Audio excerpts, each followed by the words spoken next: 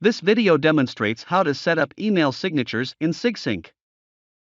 Follow the below steps to set up Sigsync email signature for your Office 365 tenant.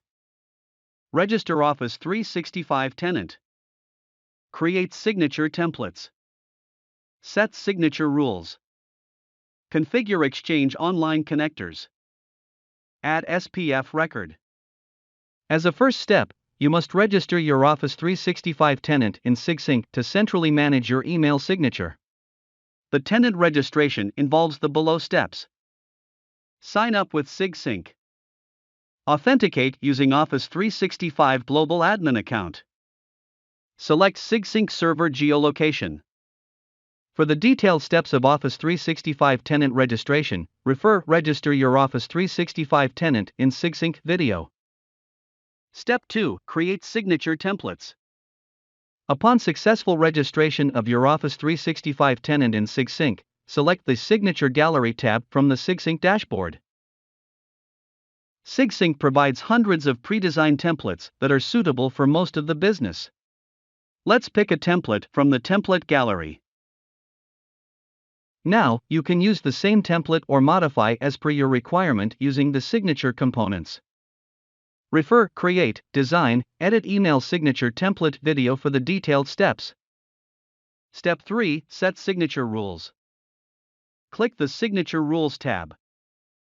By default, Sigsync will create a rule named Default Rule with most common settings.